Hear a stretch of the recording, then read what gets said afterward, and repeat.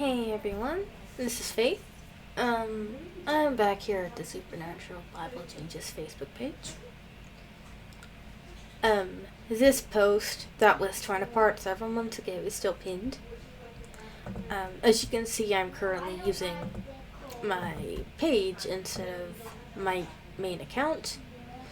I'd like to go over some of the things that people have stated on here. We've torn this post apart before. I'm not kidding. But,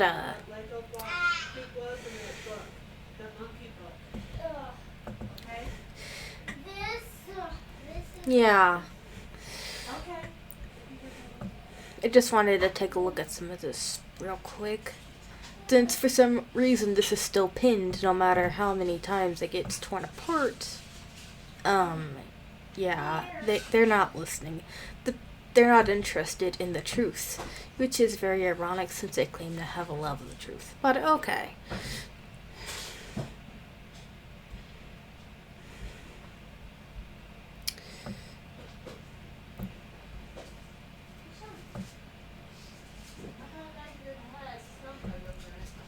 Okay, Rhonda. You say truth always wins. Those that trust Jesus will not be deceived, and those that are deceived are meant to be deceived. So grateful for the true King of Kings and Lord of Lords. Let it all be as it should. Okay?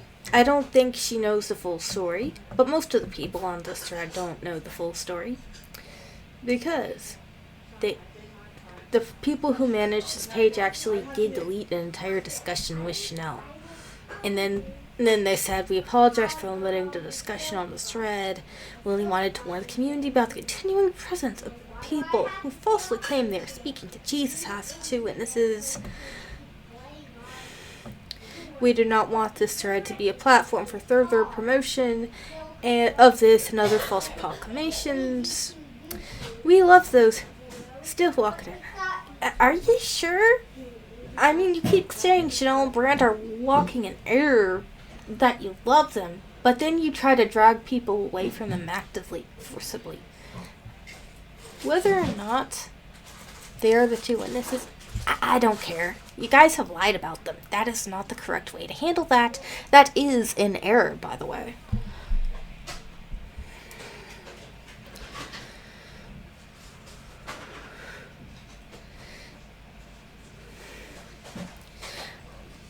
You say loving others does not supersede your duty as believers to stand against deception and hold each other accountable, but I still haven't seen Jane being held accountable for lying. Instead, she gets praised for lying. You guys have lied about Chanel and Brant multiple times over, and you don't hold each other accountable for that. You just think Jesus wanted it, and you expect me to buy that, and I don't.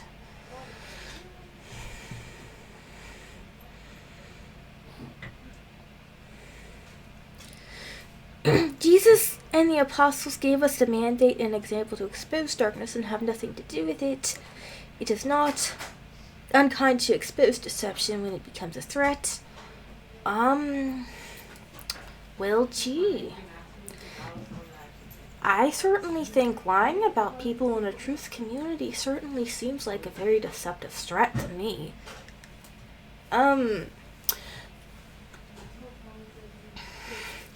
Want to talk about that, or are we just going to pretend like Jesus is desiring lying, slandering, and bearing false witness, etc.?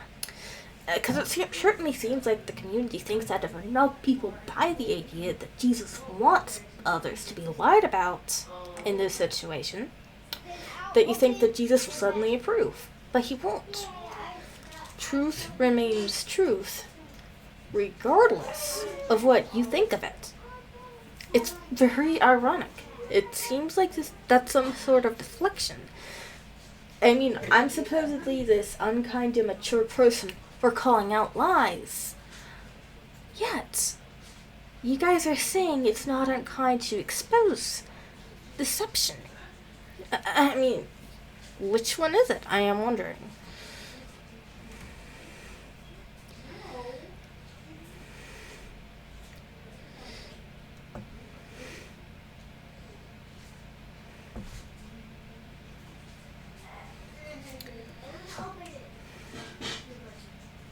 Yeah, what the stuff I'm reading here, like, what I'm seeing here is from people who don't understand the full situation.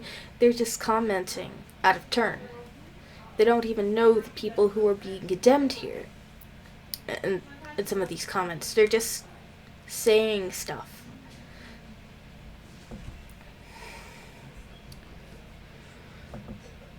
Firstly, something I'd like to say is I think that it would probably be best if everyone at least tried to get a better grasp on the actual situation before just going along with comments and actively condemning people you don't even know. Washington Jackson, Brockmas, EYA, Jane, and all their buddies, harbinger of the harvest. The fact of the matter is, lies were indeed told. And the leaders of the Mandela Effect community have proven that they are not the most trustworthy bunch. If you just go along with the lies and deception and slander, all insisting that you are going after lies, deception, and slander, meanwhile you're willing to partake in those things, you are only contradicting yourself.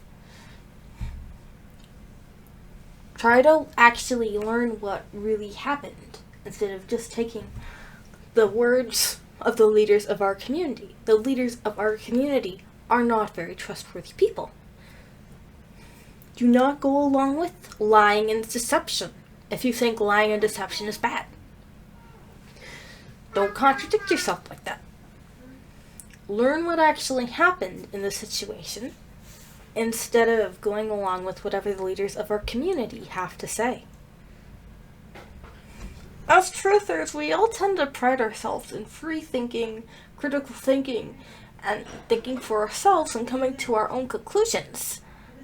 So why is it that in the truth community that claims to be looking for truth, claims to be actively seeking the truth in all matters, willing to go along with it if the leaders of the community are willing to lie? The leaders of the community are not nearly as massive as the community itself. We don't need these leaders at all, in my book. We could probably overthrow these leaders if we actually wanted to.